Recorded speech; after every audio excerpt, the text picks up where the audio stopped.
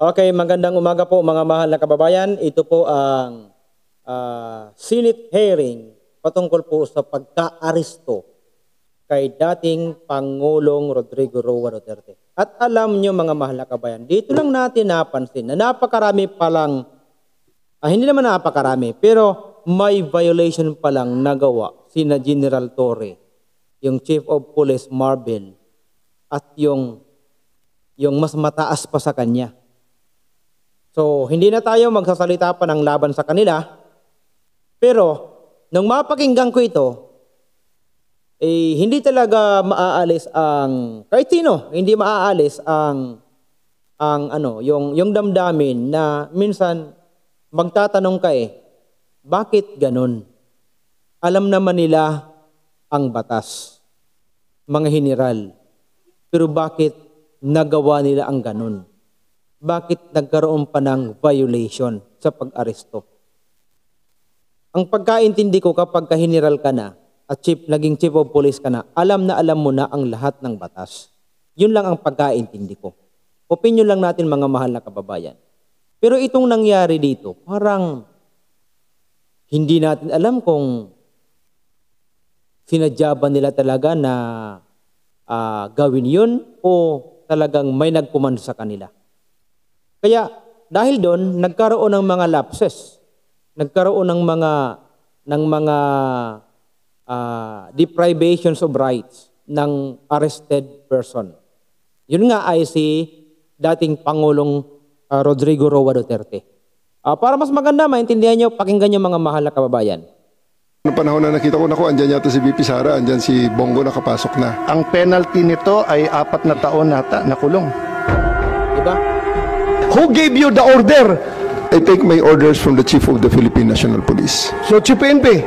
Ang ano po namin is really to assist ang PCTC po. Kaya nga. Oh, PCTC, did you or did you not give the order to General Marbil? No. No. Yun. So, General Marbil. O diba, napapansin nyo nagtuturuan na sila. O nang tinanong itong si General Torre, ni Bato, ni Senator Bato, nang tinanong siya, who give you the order? Ibinaling naman ni General Torre kay Chief Marvel. At nang tinanong naman itong si Chief Marvel, who give you order? Ibinalik na naman doon sa CTC. Doon sa pinakataas, mas nakakataas sa kanila. At alam nyo ba ang sagot, mga mahal na kababayan? Nang tanungin, did you give the order sa Chief of Police? Alam niyo ang sagot? No. No. O, nagtuturoan na sila. Bakit ganun? Parang may something, parang may naaamoy tayo ditong, parang may something fishy. May malangsang naaamoy tayo dito, mga mahal na kababayan. Pakinggan pa rin natin. Tapos kapag nag-comment na, nag-bring out ng opinion sa mga vloggers, nagagalit na sila. Tapos dadalhin na agad doon sa TRICOM, sa Senate hearing. Tapos pagtatanungin, kung ano-anong itatanong, nagkakaroon lang naman ng freedom of expression tayo dahil sa batas na andyan. We have the freedom of expression. Kaya kung ano man yung masabi ng mga vloggers, na katulad ng ginagawa natin, wala kayong magagawa doon. Dahil karapatan nyo ng taong bayan na maglabas ng kanilang damdamin sa ginagawa po ninyo. Actually, ang buong Pilipinas, ang buong sambayan ng Pilipino sa inyo po nakatingin. Nagbabantay po sa inyo. Paano po ngayon yan? Mayroon pala kayong ginawang violation during the arrest kay FPRRD. Itutuloy natin. Are you lying? Nako. General Torre, may violation ho ba sa arrest ni... O yun, napakaliwanag ng tanong General Torre, is there any or are there any violations during the arrest? Ito ang sagot ni Torre, pakinggan nyo. former President Duterte? No, sir. Ayun. Any person... No, ang sagot ni General Torre. So, ibig sabihin, with his all knowledge, alam niya gising siya. With his consciousness, alam niya. She is talking consciously. Alam niya, aware, at yung sagot niya is intelligent answer from the questions given. Pero from the question given. Pero tingnan niyo Babasahin ngayon yung violation niya. Pero ang sagot niya rin na walang violation. Ito, pakinggan nyo.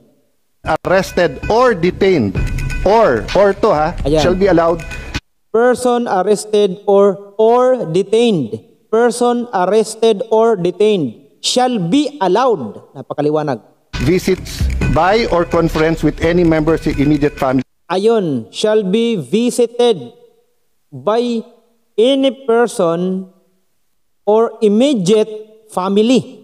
Yun na, pakinggan nyo, napakaliwanag dyan. or any medical doctor Or any medical priest, minister doctor. chosen by him. Yun, chosen by him or by the person arrested. Yun po ang nakalagay sa batas. Napakaliwanag po niyan ha. Low O, sa mga kababayan po natin, Please mga charge. pulis. O, alam po natin yan. O, na yung karapatan na yan, that is the right of a person arrested. May karapatan siyang tumawag ng ng sariling abogado, magkaroon ng sarili niyang physician, magkaroon ng sarili niyang mabisita siya ng kanyang immediate family. Pero ano kaya ang nangyari? Parang iba ang nagawa during the arrest of FPRRD. But tingnan nyo ha. I saw the video, sir. President Duterte was asking for his own doctors. Sir, we have substantial doctor. Ang sabi kasi dito, his choice, hindi nyo choice. Yun. I saw the video. Diba napansin nyo? Choice by the person arrested. Hindi by the person arresting or by the person or by the authority or by the police officer arresting the person. Choice by the arrested, not by someone who arresting the person. Napakaliwanag po niyan ha. Karapatan ng inaaresto, hindi ng umaaresto ang magbigay o magkaroon ng sarili niyang doktor, di ba? Kaya halimbawa ako, aarestuin ako. Ang gusto kong doktor siya. O, karapatan ko 'yon. Yang gusto ko maging abogado siya yung karapatan ko 'yon. At karapatan din ng mga mahal sa buhay ni Rodrigo Roa Duterte na bisitahin siya, lalo na immediate family, anak. Pero anong ginawa ni Torre? Tingnan nyo.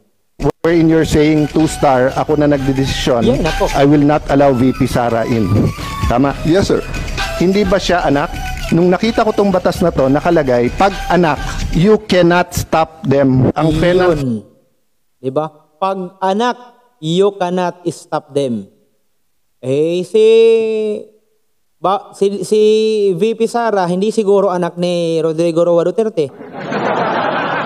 Kaya pinigilan nitong si General Torre. Diba? Ay nakakatawa. O, tingnan nyo ang mukha ni General Torre ngayon. Nito ay 4 na taon nata nakulong. Naku. Bawal na pigilan yung anak na bubisita. So it's your call to violate the law. Yung Dr. Suba ni President Duterte certified him fit to travel. It's not part of the procedure for his private doctors for that to do that, sir. It will be the government doctors who will be No, taking that's not that, sir. true, sir. Ang nakalagay ho dito sa batas, it can be his doctors. Magiging inutil yung batas if you invite your doctors and then they cannot certify. So, mangyayari nun, if they certify hindi pwede, sinertify ng gover doctor pwede, korte ang magsasabi at kakasuhan yung doktor na nagkakamali. But if you tell me, sir, okay naman siya, o tignan mo. The law is clear eh. Hindi naman ikaw magsasabing sufficiente, hindi. But you're supposed to allow all of his doctors in right away and you're supposed to allow his family members Tingnan yung there mukha and niya. not deny them. So, who give the order? Sino nagbigay sa'yo ng order? Sir, Yan na. I have a team of Ayan na. Magtuturuan sila dito. Tingnan nyo mga mahal na kababayan. Magtuturuan sila. Tingnan nyo, panoorin nyo, magtuturuan sila. Wonder, wala si SOG doon. Ikaw ang nagkarga sa kanya sa aeroplano. Kaya tinatanong kita, who gave you the order? Still, sir, I take my orders from the Chief of the Philippine National Police. So, Chief PNP. PNP sa Barbel. It's always the guidance that ang ano po namin is really to assist ang PCTC po. PCTC na PCTC. naman. Did you or did you not give the order to General Marbil? No. No. Tingnan. So, General Tingnan nyo mga mahal na kababayan na, tinanong si Chief Marvel, who give you the order? Ang sagot niya, PCTC. Nang tinanong naman itong PCTC, the answer is very, very, very nakakatawa. No! Diba? Niluloko nyo na ang taong bayan, mga mahal na kababayan. niluloko nyo na ang taong bayan sa ginagawa ko ngayon. Sa totoo lang. Di ba? O ngayon, sino ba talaga? Ano ba talaga, kuya? Mga kuya, ano ba talaga? Ano ba talagang nangyayari? Nakakahiya naman. Mga general pa naman kayo. Tapos, ngayon, nagtuturoan na kayo. Parang may something, parang parang hindi natin alam kung anong mararamdaman natin dito. Di ba? You are respected. Paano kung manapanood po ito ng mga mababang ranggo na nasasakupan po ninyo? Di ba? Low battery. Please charge. Nako, iyon lang ang nakakatakot. Sige, tutuloy natin. Are you lying? So I'm not lying, but I just want to have the executive privilege po regarding this matter. The Nandito na tayo eh. Executive privilege ka dyan. Bakit naging executive privilege? Kanina sinabi mo, PCTC ang nagbigay ng order. Ngayon, mag-executive privilege ka. Sino-sino na tinuro mo? That's why we didn't want to attend the last hearing because this is what we were expecting, ma'am. We didn't want to be bullied. We are not bullying you, sir. Ha? We want the truth. Secretary Remulla, I recall that General Torre, nagbigay siya ng interview na sinabi niya, bigyan lang. Tingnan nyo, di ba? Si Secretary Remulla, sabi daw, binubuli. Anong binubuli doon? Ang kaya pala sila hindi umatin dati sa hearing dahil bubulihin daw sila. Pagbubuli ba yung nais lang alamin ang katotohanan, mga mahal na kababayan? Kayo po ang sumagot. Low battery. Please Kayo ang charge. sumagot. Binubuli ba sila? O di ba ang sabi ni Bato napakaliwanag, we are not bullying you. We want the truth. O di ba? And the truth will set you free. Isa na nga, pag naalaman ang katotohanan, maset free itong si FPRRD. Paano na yun? Napakalayo na nun. Sige, tutuloy natin. Ako ng eroplano. Ako nang bahala dyan. Arrest him and bring him to the Hague. Yun na. Simple as that. Arrest him and bring him to the Hague. Sagot ko lang, sir, bigyan mo ko aeroplano. O di ayos. So, Secretary